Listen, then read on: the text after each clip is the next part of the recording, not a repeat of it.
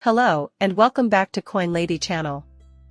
SEC and Ripple arguing that the SEC lacks authority to impose penalties because the great bulk of their sales occurred outside of the United States. As a result, we are aware that the judge ruled that a total of $770 million in illegal securities transactions stemmed from sales to institutions. However, this time we must insist that they come from American suppliers. So we may see Repo really substantially drop that number down to a much more tolerable level. And lately, a ruling came down that essentially said, hey, if you want massive fines and penalties, you better show there were massive damages somewhere someone wants to get hurt. And how will SEC prove that? I fear that things will only deteriorate further as time goes on. And if they go to appeals, I think they'll further emphasize that things like GoDLL, different transactions where you're utilizing the cryptocurrency, well, there aren't a securities violation because there's no investor. This might be really problematic for the SEC. If Gary Gensler has any sense, he will go ahead and settle this out. To this point, he hasn't demonstrated that he has any common sense. Maybe. Maybe not. On Brad Kimes' channel, it was recently stated that the company is planning to facilitate as much as $5 billion per year. Additionally, the cash flows associated with making payments is a ready source of funds. While jump up here and help build out some corridors isn't my go-to conversation, I'm glad to see it in use. However, it remains an important contributor to the XRP ecosystem. It's also encouraging to see them collaborating directly. With Ripple, Australia's largest exchange is asking investors to stop themselves before the upcoming bull run. If it hasn't started already, there are people saying, look, we're seeing volumes expand a lot, in a major way. There appears to be a growing number of new entrants in this field. Is the timing of this event really that important? 2024, that we are on the precipice is common knowledge. You may expect it soon. So get ready. The Kraken co-founder is practically congratulating the DOJ for intervening against Binance because, according to his explanation, he has investors who are wondering why Binance is supporting Kraken. They seem to be expanding at a much quicker rate than expected, especially considering that they are prepared to take some calculated risks to expand their firm. This is a problem because honest business owners who wish to do the right thing face uncertainty about whether or not they will be punished for adhering to the regulations. And others who prefer a more relaxed style of play. They can grow at a really incredibly quick pace.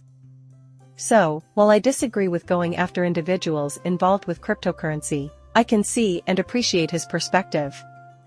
This illustrates the issue with hazy legislation. As you can see, Charles Hoskinson views the demise of CCS as the end of an era. Although it is true in many respects, the following article claims that due of Nance's unique position as a borderless crypto company, there will never be another organization just like it. And I disagree with that immensely.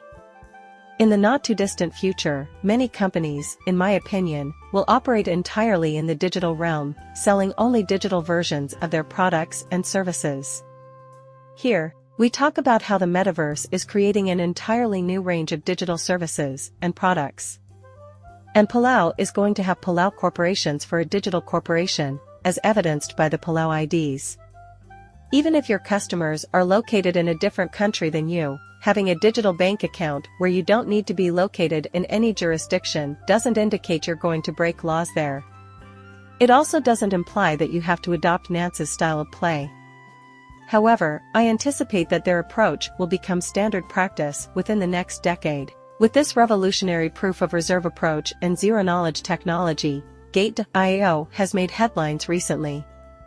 There's nothing I dislike about Gate.io, and that's why I'm telling you. There was nothing incorrect with the previous exchange when I used it. What I'm trying to say is that you shouldn't assume an exchange is risk-free just because one party presents evidence of financial security. And I mean each and every one of them. Because we don't know what their obligations are until they have audited financials, like we see with Coinbase, where we know exactly what's going on. It doesn't matter if the money is yours if their debts are higher than their assets. In the event of bankruptcy, the bankruptcy court will liquidate your assets to pay off the company's debts. This is a really perilous circumstance. This is why self-custody is crucial in many cases. You can't believe any of these things. And maybe someday the rules will be changed to ensure your safety and the value of your money. You may rest assured that your funds are safe and secure, regardless of which exchange goes bankrupt. It's good to see if they have the reserves. That's an important piece. However, this is only one little piece of the whole. The problem is that you can only rely on it so much. The prosecution's action struck me as inappropriate. They're opposed to CZ leaving. A February sentence date has been set since he is considered a flight risk, according to the authorities. Why would he travel to the United States to plead guilty when he knows what will happen to him? He could have easily avoided this situation by hiding out in Dubai. There's no need to get on his nerves. He just wants to go home and be with his loved ones. In February, he'll be back. That's why we're doing it. He refused to fork out $4 billion. And for nothing, he won't be back for sentencing after all this. It's absolutely ridiculous. Again, Bitcoin is brought up because a user paid $3 million in fees for a single transaction because of an error of some kind, and the prosecutor is basically attempting to perform a power play. This occurs in every blockchain. Yes, there have been some significant mistakes on the XRP ledger, but none of them have been as large as this one. It's not unusual for users to make mistakes when navigating a system. Simply one Bitcoin. It's crucial that you grasp this. Lastly, this article here will merely get away of this ad. Buying Bitcoin through a BlackRock ETF would be pointless, at least for me and you. We self-custody our cryptocurrency, and we can utilize it without anybody else's authorization. But it's just another way for investors who don't have the means to self-custody their cryptocurrency holdings to get in on the action.